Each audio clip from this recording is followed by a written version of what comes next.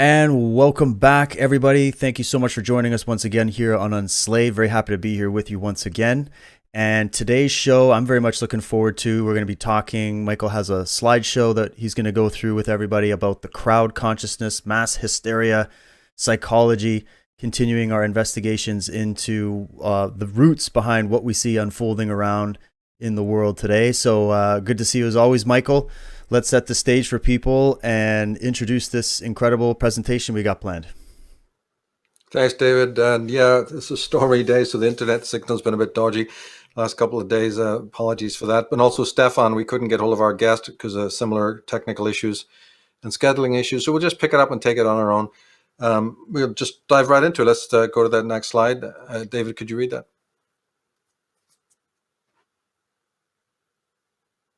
So this one here is, in psychology, the word persona connotes a mask, disguising the true self. The face mask now worn is nothing but a mask on a mask, one we dare not relinquish. Point being, present social programs are based on our master's knowledge of our psychological syndromes and complexes and our willful ignorance of the same. Can you believe it? So the point being that we're really already self-distanced.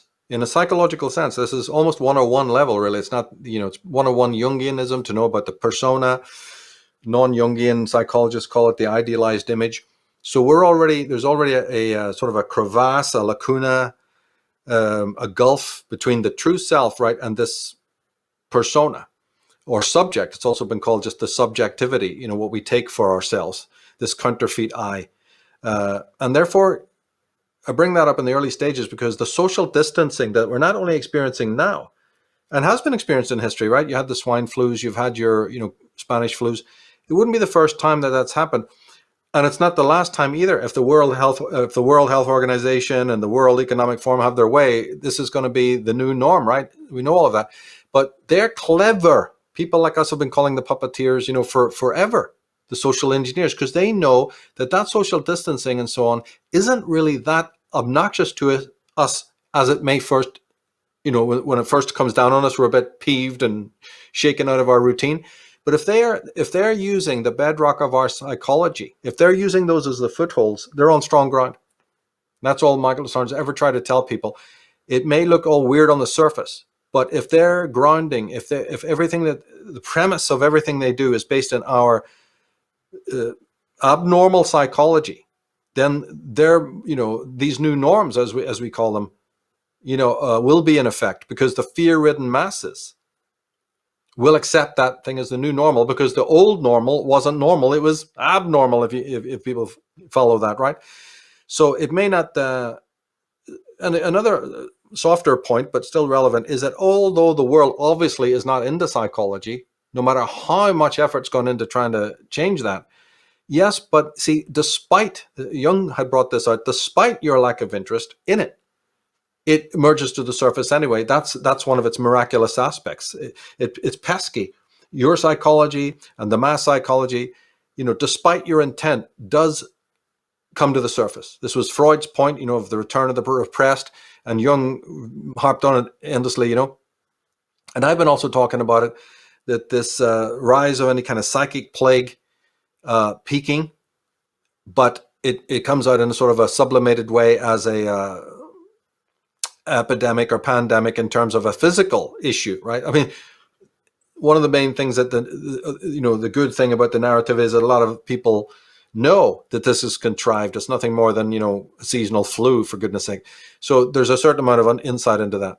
But since it's being driven, if you go to the next slide, since this whole thing is indeed being driven by the left, not liberals, right, but the hard, excruciating lunatics of the left, we're on strong ground when we know that they're pathological from the off, that this is a deranged group from the off. And you'd know that if you read Kerry Bolton's wonderful book and other books that I feature on the book list, knowing that they are deranged, knowing that they are infantile, right? that sign, seals, and delivers for the intelligent person. Go to the next one. Because actually, and you can learn this from their own behavior. Because these people, by just observing the fact that they seem to be always everything they do seems to empower their opposition. Now, if that isn't both irrational and paradoxical, I don't know what is. And all that we really need to do is keep the cameras rolling, and film them doing their thing. Just stay out of the way. And even George Orwell had said that these people are the worst advertisement for themselves. And I think what he probably would have added is that stay out of their way, keep taking the Polaroids. These people excel at sabotaging themselves time and time again. And they've no clue.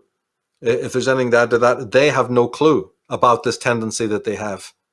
And that's where psychology comes back into it again, because what is it in them that lacks that self-reflexivity?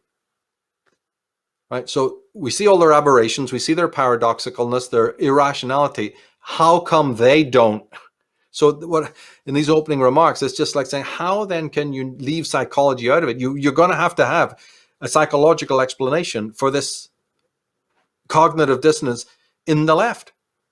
I mean, that's more than just explaining why they empower the ones they hate. Don't just rest there. That's bad enough. But there's something about that they can't see that they do that. It's like a double whammy, right? Go to the next one. Feature, the key man here is really your Gustave Le Bon, right? He shows that if you take a normal condition pathology of the individual, his genius is to show that it is a sociological phenomenon. A whole study in itself, which he brilliantly undertakes, right? In other words, it's not a single patient in a dimly lit room, lying on a couch, unloading his issues. A whole culture can be on the couch. Now, people take that. They've no idea what a stroke of genius that was. Oh, yeah, Freud's got works that touch on that. Absolutely. He was a brilliant sociologist in that sense as well. But it took Gustave Le Bon to really grab it, really, really get his teeth into that and then sell it, put it out there as a crowd, the mass psychology. And we were going to have Stefan on to talk about 2020, but it's really a universal phenomenon. His book was written, in 1896 or something like that.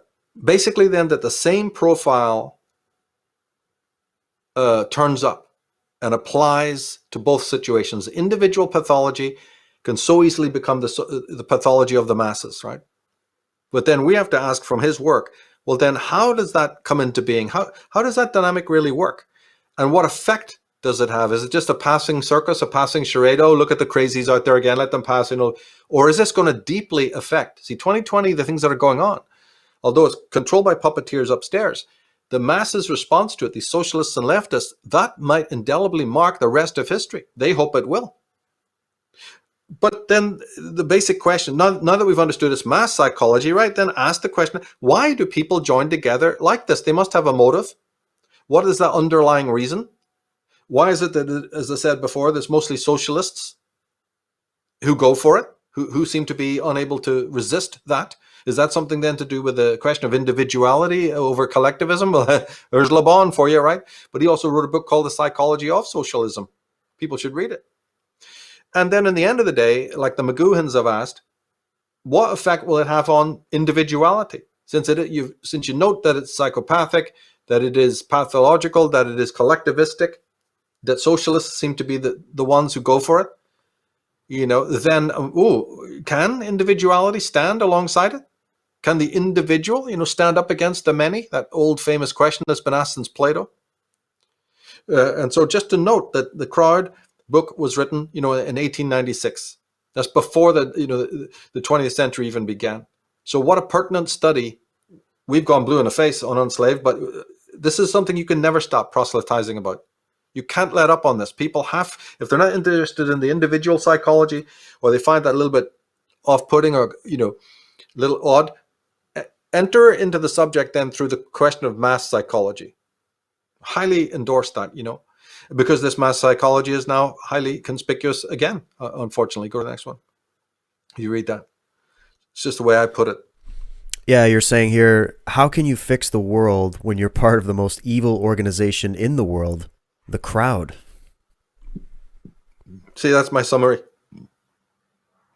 But Le Bon's work just helps us understand that the crowd is an institution. See, there's not 1 in a million people who've got that. The crowd is fighting the institutions. We're placarding against this, that, and the other, right? Yes, but look at the subtle. You stand back and you say, but you are an institution. And a little bit of a studying of it, you find out this is an evil thing. This is a monstrous thing. You know, he called it feminized. It's a feminized thing, whether it has a leader or not. I just call it as a cult. It's a bloody cult that you're in, the most evil one there is. And it's evil whether you realize it or not. If you're inside it, you're certainly not going to realize it.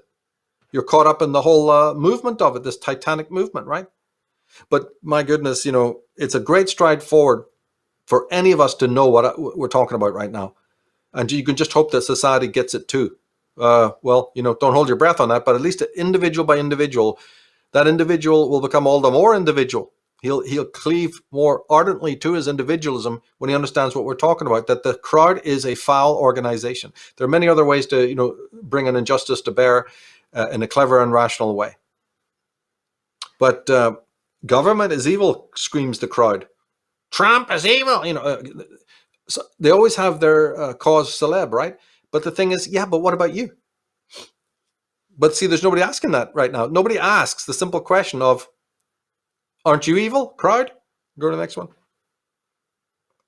Read that. Yeah, Le Bon here, this is a good one. He says, crowds are only powerful for destruction. Their rule is always tantamount to a barbarian phase. Yeah, now we get a little bit deeper, one level deeper suddenly into the truth of it, right? But Ayn Rand has pointed this out. Endless humanistic psychologists, many of them the greatest minds we've ever known, you know, the Viktor Frankls, the Erich Fromms, many others have mentioned this. Some of those guys lived through the Holocaust, so they're already quite experienced in when it comes to collectivism and Nazi salutes and all the rest of it, right? But Rand in particular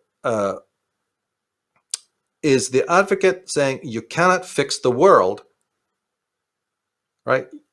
Well, you just can't fix the world. And you should not try. And no one can help anybody else. Nobody can help the world. Right? And actually, it's a kind of a reality distortion already to be thinking that you can. That's what has to be removed from the children in school. You cannot fix the world. So look at the problem there of, that's, you know, how are you going to decondition people? Well, it's like somebody who's, you know, been programmed, somebody who has been indoctrinated. How could you possibly, without reading, well, the starting place is to get her books into circulation, isn't it? The movie and continue. Luckily, there's a Rand Society still at work. I tell you, that's fantastic, and one needs to work to get her work out. So she doesn't even address that we, the us, and the our in any context, except in a generalistic way, right? As a student of behavior, and a student like Le Bon is of aberrations, a student of evil, a student of why Hitler would read the crowd. Why? Because he's interested in it, what it says in the negative way. But you got your Machiavellis who already did The Prince, you know, to talk about this. So in the 16th century, right, what makes the leader and the crowd, you know? So this is a story of enslavement. Since we now have the phenomena of a society, then it's very, very important to study that entity. And how could you not? You're part of it. Could you read the next one? Yeah, so Le Bon continues, the masses have never thirsted after truth. Whoever can supply them with illusions is easily their master. Whoever tries to destroy their illusions is always their victim. Yeah. So that's an axiom. These are the ones you need to burn into your brain because they're never going to change. They're never going to change in any sense of the word, you know, so you need to know them. They're never going to change through eternity. The one against the many dynamic, and the fact that the mass is impervious, you know, to truth. But of course, it begs the question, why, right? Why that dynamic is, why they would persecute the one who tries to come and awaken them, right? Well, it's to do with the dynamics of collectivism, a phenomenon that a lot of people don't. You see, we know the word,